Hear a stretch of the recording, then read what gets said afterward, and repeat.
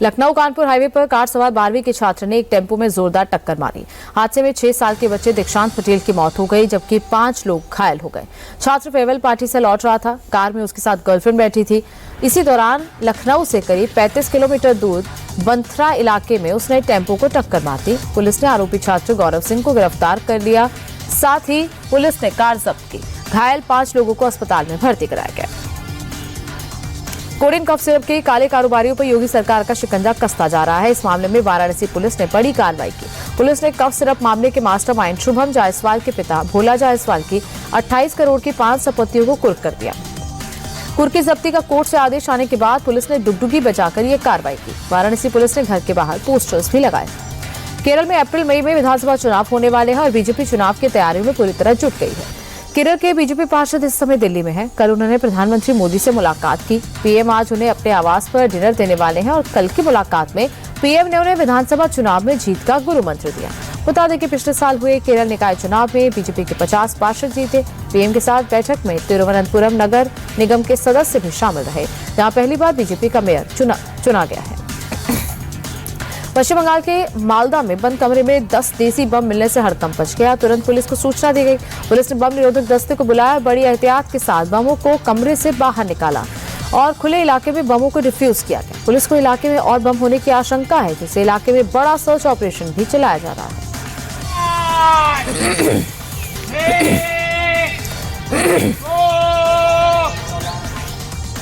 बिहार के समस्तीपुर में police team पर गांव वालों ने धावा बोल दिया। महिलाओं ने लाठी डंडों से हमला किया। पुलिस की गाड़ियों में तोड़फोड़ हुई। पुलिस एक फरार आरोपी को पकड़ने पहुंची थी। जैसे ही पुलिस आरोपी को पकड़कर निकली, घर की महिलाओं ने पुलिस पर हमला कर दिया। मजबूरन पुलिस को हथियार निकालने पड़े। हथियार देखकर महिलाएं पीछे हटी। भारी हंगामे के बीच पुलिस जैसे तैसे आरोपी को गिरफ्तार कर वहां से निकले। पटना के फुलवारी शरीफ से एक छात्रा की मौत का सनसनीखेज मामला सामने आया। 12वीं कक्षा में पढ़ने वाली छात्रा की कोचिंग सेंटर की छत से गिरकर संदिग्ध परिस्थितियों में मौत हो गई।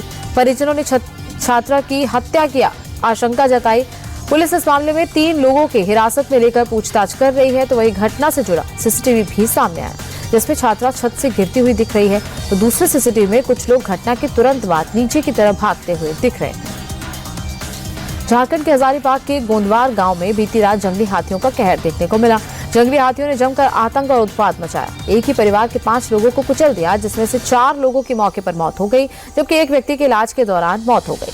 घटना के बाद से इलाके में दहशत है। वन विभाग ने लोगों से सावधान और सतर्क रहने की अपील की। दक्षिण मुंबई में गेटवे ऑफ इंडिया के सामने नेवल डॉकयार्ड की एक इमारत में बीती रात भीषण आग लग गई। अधिकारियों के मुताबिक रात करीब 10:15 बजे डॉकयार्ड के अंदर सर्वे यार्ड भवन में आग लगी। कचरा भंडार के तौर पर इस्तेमाल की जाने वाली इमारत से उठती आग के लपटों और धुएं के गुबार की वजह से पूरे इलाके में भगदड़ मच गई। मौके पर पहुंची फायर ब्रिगेड की टीम ने आग पर तुरंत काबू पा लिया। अभी तक किसी के हताहत होने की खबर नहीं। आग के कारणों की जांच की जा रही। पुणे से सड़क हादसे का दर्दनाक वीडियो सामने आया, जहां एक तेज रफ्तार टेम्पो ने नियंत्रण खोकर 5 गाड़ियों को भीषण टक्कर मार दी, जिसकी चपेट में रिक्शा, कार और 2 पहिया वाहन आ गए। हादसे में 4 से 5 लोग गंभीर रूप से घायल हैं, तो वही कई गाड़ियों को काफी नुकसान पहुंचा। दरअसल टेम्पो का ब्रेक फेल होने के चलते बेकाबू होकर दूसरी गाड़ियों में जा घुसे। फिलहाल पुलिस ने मामला दर्ज कर जांच शुरू कर दी। पुणे के आईटी इंजीनियर ने लोनावाला के प्रसिद्ध पर्यटन स्थल लॉयंस पॉइंट से 250 की गहरी खाई में कूदकर जान दे दी। बताया जा रहा है कि आईटी इंजीनियर ने सुसाइड करने से ठीक पहले अपनी पत्नी और कुछ दोस्तों को ईमेल और कुछ मैसेजेस भेजे थे। घटनास्थल पर पहुंचकर रेस्क्यू टीम ने खाई से शव को बरामद किया। फिलहाल पुलिस ने मामला दर्ज कर जांच शुरू कर दी है। दिल्ली में रोहिणी सेक्टर 32 के मेनहोल में हादसे का सिलसिला जारी है। गुरुवार की रात अपनी पत्नी के साथ जा रहा एक शख्स वहां शक्ति काली मंदिर के पास खुले मेनहोल में गिर गया। महिला के शोर मचाने पर आसपास मौजूद लोग तुरंत शख्स को बचाने में जुट गए और उसे मेनहोल से निकाल लिया गया। 2 दिन पहले इसी मेनहोल में एक 30 साल के मजदूर की गिरने से मौत हो गई थी। इसके बावजूद प्रशासन ने मेनहोल को बंद नहीं किया। दिल्ली क्राइम ब्रांच ने उस्मानपुर इलाके में मुठभेड़ के दौरान 3 बदमाशों को गिरफ्तार किया। तीनों बदमाश मेरठ के रहने वाले हैं। इन पर कई आपराधिक केस दर्ज हैं। इनमें से एक का नाम असद है, बाकी दोनों असद के गुर्गे हैं। ये बदमाश बाइक से उस्मानपुर इलाके में आए थे, जिसकी भनक लगते ही क्राइम ब्रांच की टीम ने घेराबंदी की और इसी दौरान मुठभेड़ हुई। जवाबी कार्रवाई में तीनों बदमाशों को गोली लगी। मुठभेड़ में बदमाशों की एक गोली सब इंस्पेक्टर को भी लगी। दिल्ली में स्कूलों को बम से उड़ाने की धमकी मिलने का सिलसिला थमने का नाम नहीं ले रहा। हर दूसरे किसी स्कूल को बम से उड़ाने की धमकी मिल जाती है। आज British school, Sardar Patel school समेत कई स्कूलों को ईमेल के जरिए बम से उड़ाने की धमकी मिली। पुलिस प्रशासन की टीम और बम निरोधक दस्ता ने मौके पर पहुंचकर जांच शुरू कर दी। फिलहाल अब तक की जांच में कुछ भी संदिग्ध नहीं मिला। हरियाणा के गुरुग्राम में एक मैरिज हॉल में भीषण आग लग गई। सुबह करीब 3:30 बजे लगी आग में करोड़ों का मैरिज हॉल जलकर खाक हो गया।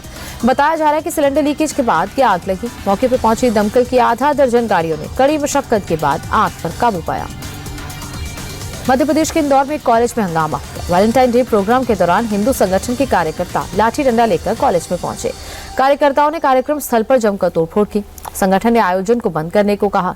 कॉलेज में तोड़फोड़ के दौरान अफरा तफरी मची। मौके पर पहुंची पुलिस ने हालात को काबू किया। पुलिस के मुताबिक कॉलेज प्रशासन ने कार्यक्रम को लेकर अनुमति नहीं ली थी। फिलहाल पुलिस मामले की जांच कर रही है। बेंगलुरु में एक बार फिर रफ्तार का कहर देखने को मिला। भीषण सड़क हादसे में 7 लोगों की जान गई। हादसा होसकोटे डाबासपेटे नेशनल हाईवे पर हुआ, जहां पर तेज रफ्तार एसयूवी ने पहले बाइक सवार को टक्कर मारी, फिर बेकाबू होकर कैंटर वाहन में जा घुसी। इसके बाद एक और कार भी टकरा गई। हादसे में एसयूवी सवार 6 लोग और एक बाइक सवार की मौत हो गई। फिलहाल पुलिस मामले की जांच में जुटी हुई है। राजस्थान के पाली में युवा संत पर जानलेवा हमला हुआ। गुरुवार देर रात नकाबपोश बदमाशों ने संत परशुराम भारती उर्फ हीरालाल मेवाड़ा पर लोहे के पाइप और सरिये से जानलेवा हमला कर दिया।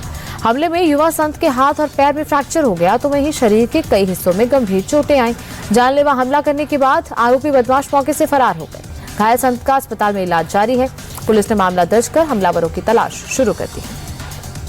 राजस्थान के पाली में मुठभेड़ में पुलिस ने एक बदमाश को ढेर कर दिया। दरअसल पुलिस को ड्रग तस्करी की जानकारी मिली थी और इसके बाद पुलिस ने बदमाश को पकड़ने के लिए नाकाबंदी की। बदमाशों ने पुलिस को देखते ही फायरिंग शुरू कर दी। पुलिस की जवाबी कार्रवाई में एक तस्कर के सीने में गोली लग गई, जिसके बाद उसे इलाज के लिए ले जाया गया, जहां बदमाश ने दम तोड़ दिया। 2009 में आमिर खान की फिल्म 3 इडियट्स आई थी। उसमें एक सीन था जहां आमिर और आर माधवन मरीज को स्कूटी पर अस्पताल लेकर पहुंच जाते हैं। मगर ये तो फिल्म थी, लेकिन जोधपुर में ये असल में हुआ, जहां एक आदमी अपने बीमार परिजन को स्कूटी पर बिठाकर अस्पताल के सीधे इमरजेंसी गेट तक पहुंच गया। वीडियो सोशल मीडिया पर तेजी से वायरल हो रहा है। दरअसल मरीज को सांस लेने में ज्यादा परेशानी हो रही थी और इसके चलते एक्टिवा को अस्पताल के बाहर खड़े करने के बजाय युवक गाड़ी से ही सीधे इमरजेंसी गेट तक पहुंच गया। जनवरी में रिटेल महंगाई पिछले महीने के मुकाबले बढ़कर 2.75% पर पहुंच गई है। दिसंबर 2025 में रिटेल महंगाई 1.33% पर थी, जो कि 8 महीनों में सबसे ज्यादा है। मई 2025 में महंगाई 2.82% पर पहुंच गई थी। सरकार ने महंगाई मापने के लिए आधार वर्ष को 2012 से बदलकर 2024 कर दिया। ये बदलाव 1 दशक से ज्यादा समय के बाद किया गया। कंज्यूमर प्राइस इंडेक्स के ताजा आंकड़े में बताया गया है कि लोग अब खाने से ज्यादा सर्विसेज पर खर्च कर रहे हैं। देश भर में एक्सप्रेसवे पर सफर करने वाले यात्रियों के लिए राहत की खबर है। केंद्र ने टोल वसूली के नियमों में बड़ा बदलाव किया। दरअसल एक्सप्रेसवे पूरा नहीं होने पर भी लोगों को टोल टैक्स देना पड़ता था, लेकिन अब सरकार एक्सप्रेसवे के चालू हिस्से पर सामान्य नेशनल हाईवे के हिसाब से टोल लिया जाएगा। पहले एक्सप्रेसवे पर टोल 25% ज्यादा लिया जाता था, चाहे सड़क पूरी बनी हो या नहीं। नया नियम 15 फरवरी 2026 से लागू होगा। दुनिया के सबसे अमीर इंसान एलन मस्क चांद पर एआई सैटेलाइट फैक्ट्री लगाएंगे। मस्क ने अपनी एआई कंपनी XAI की इंटरनल मीटिंग में कर्मचारियों को निर्देश दिया। इस दौरान मस्क ने कहा कि चांद पर शहर बसाना और फिर वहां से मंगल ग्रह और सौर मंडल की यात्रा करना बेहद रोमांचक होगा।